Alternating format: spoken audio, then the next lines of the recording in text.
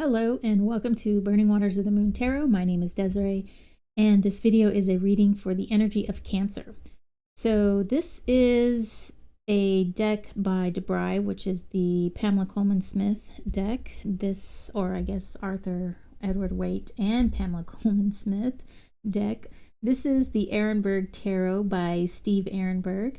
And this is the Primordial Tarot by Sergio Dopi, which I am using as an oracle deck. So these cards, though it is a 78 card tarot deck, most of the cards have a different meaning. And so I will use that as an oracle. And we will draw an oracle card at the end of the reading. Okay, as I said at the beginning of the video, this is for the energy of Cancer, and what I mean by that is that we all have Cancer in our charts by way of the house system. So you may or may not have a planet in the sign of Cancer, but you absolutely have a house in the sign of Cancer. And what that means is that we can call on these energies and use them when we need them or as we deem necessary. Now, it may be a little bit easier for some to call on these energies and use them, but with a little practice and patience and perseverance, we can get used to calling on these energies and using them. And it makes for a well-rounded person to be able to access and have all of these zodiacal energies. So what an amazing thing, right? All right, Cancer, let's see what's going on with you. So we've got the Four of Swords in reverse, air energy. We've got Strength, Major Arcana. And then we've got the Six of Swords, more air. Okay. All right. So perhaps you're coming out of a time of rest, a time of relaxation, and it's time for you to start moving on to calmer waters or a different situation. We do have Strength here in the center, probably meaning that you might need to either tame the beast within you, or let's go ahead and draw from the Ehrenberg Tarot. I'm not quite sure how to read the Strength in relation to these two cards here. So what I'm going to do now is draw 9 cards from Ehrenberg, and that's going to help us dive a little bit deeper into this message so that we can understand, so that I can understand a little better what is going on here. But I do see that there was a period of rest that is now over, and it is now time for you to move, to make a move, to change, to make something, to do something different.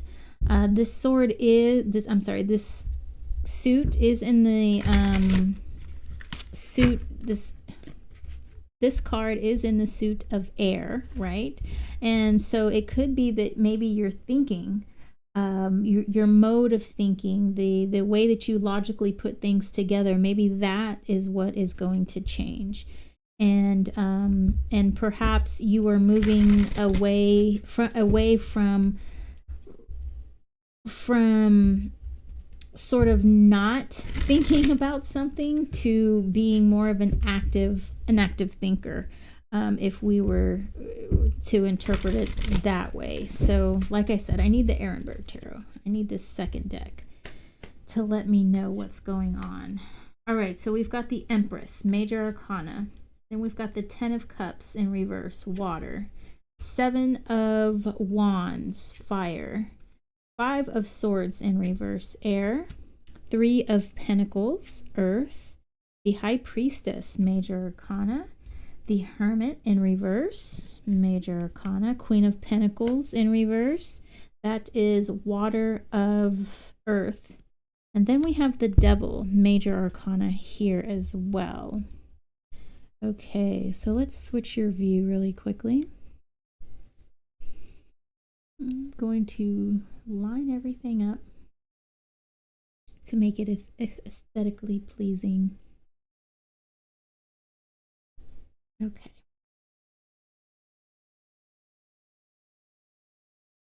All right. So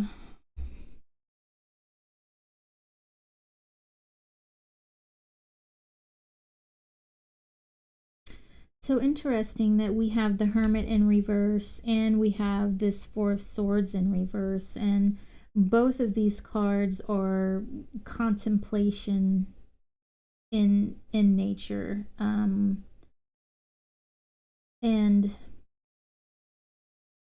they're both in reverse, and so it's looking like you were in a state of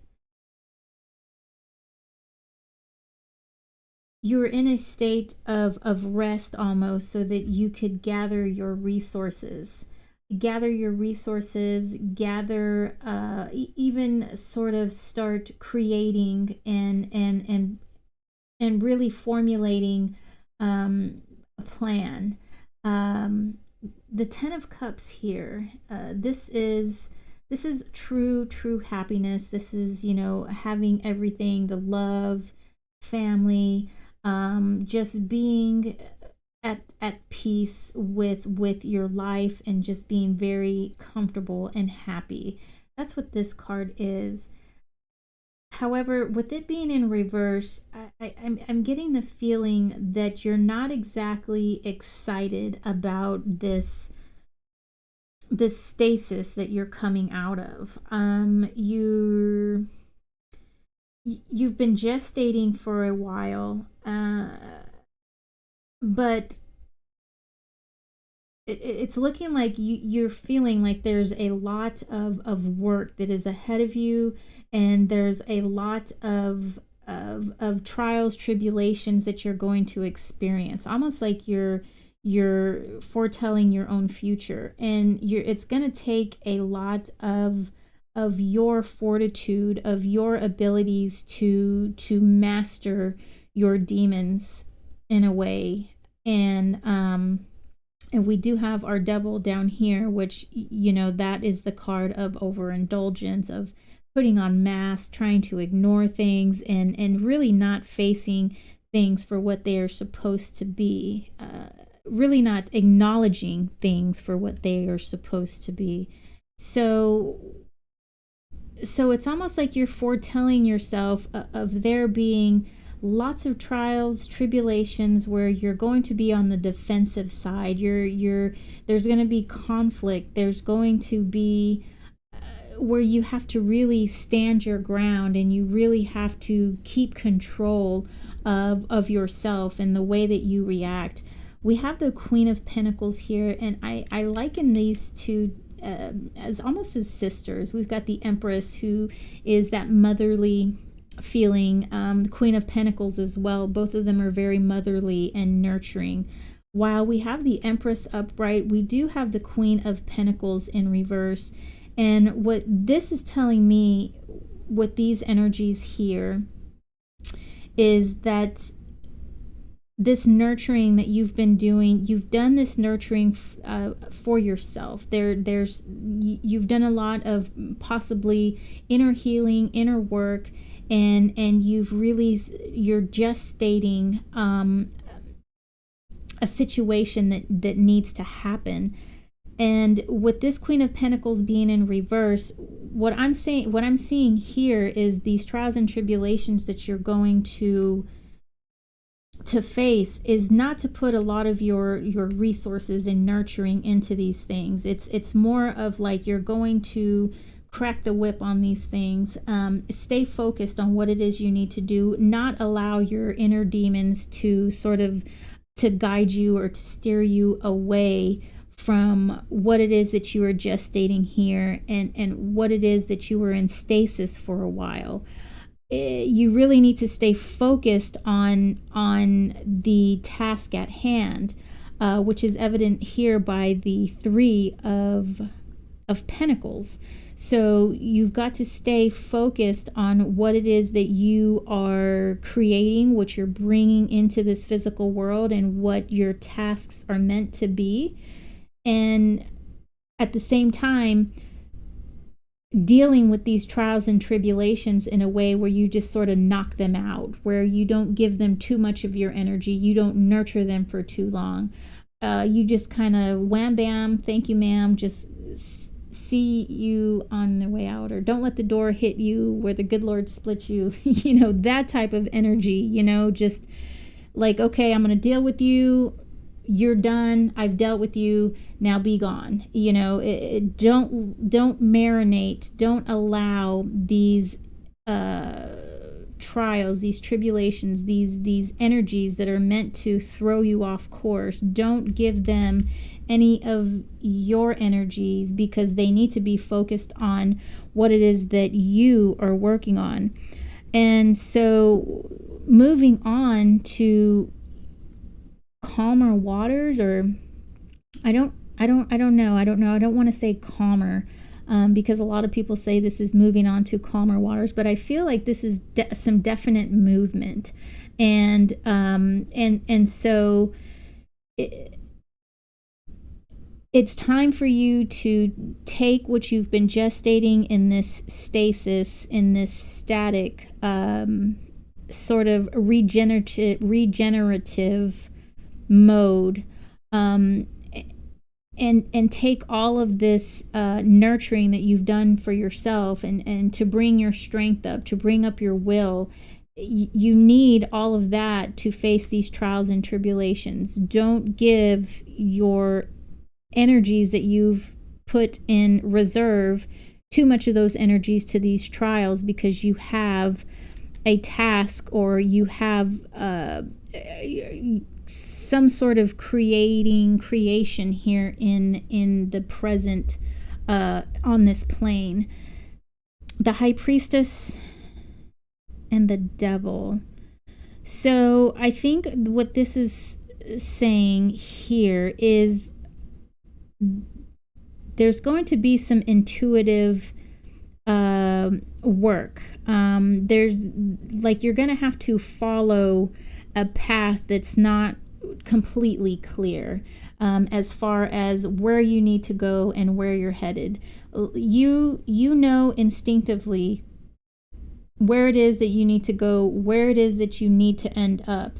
But you really have to be cognizant and aware of this devil energy, because I have a feeling that it's going to be a constant gnat, fruit fly, just flying around you, not being able to swat it. But you swat at it, you miss it, it goes away for a while, but it's going to keep coming back. It's going to keep haunting you, if you will. But that's where the strength, I feel, also is going to come in, is not only will you be facing these trials and tribulations, but part of that is going to be some inner trials and tribulations that you're going to need to be working on as well. So I don't know if your stasis time, your regenerative time is up, but be sure to continuously nurture yourself and to recharge that battery, because this is a lot of work. You're going to be, fighting other external situations, and then you're going to be working to create something, but then you're going to have some internal situations that are going to need to take some of your attention as well. Okay, so now let's draw from the Primordial Tarot. Whew.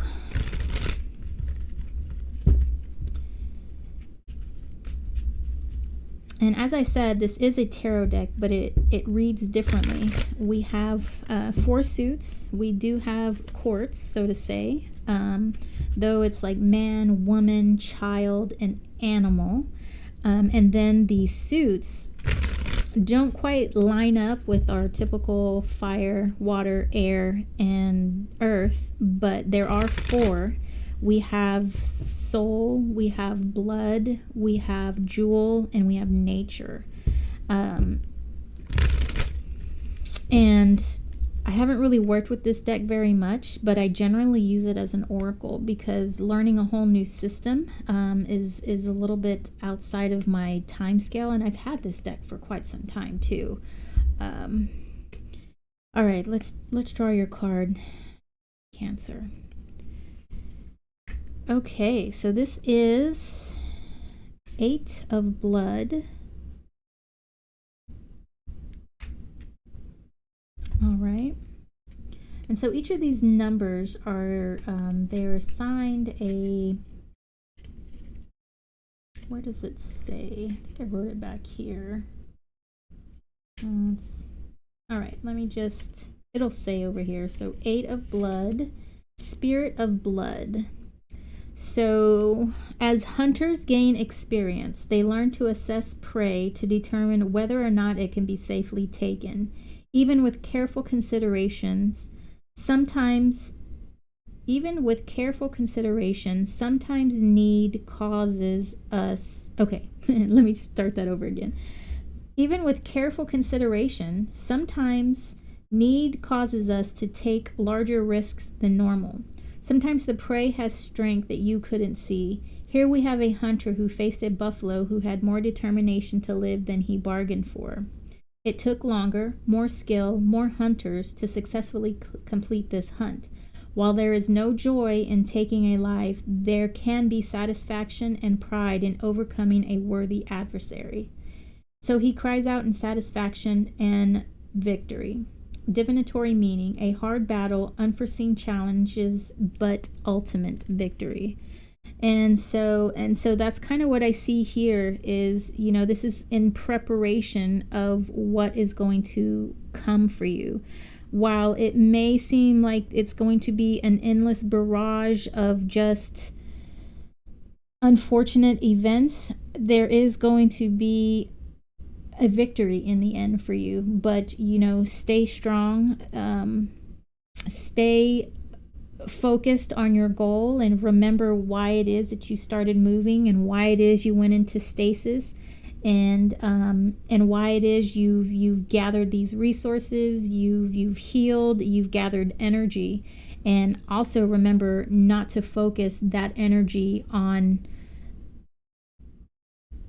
non-players, right? On just things that are just coming to put a wrench in the cog system. Okay, Cancer, that is what I have for you. Thank you so much for staying here with me, and I hope this reading has helped you in some kind of way. If you do know of someone who can benefit from this message, please share. As I said in the beginning, we all have Cancer in our charts, so just because this is a Cancer reading doesn't mean it can't be beneficial for someone who doesn't really identify with the Cancer energy. So with that, I will say good night, and I will see you next video. Take care.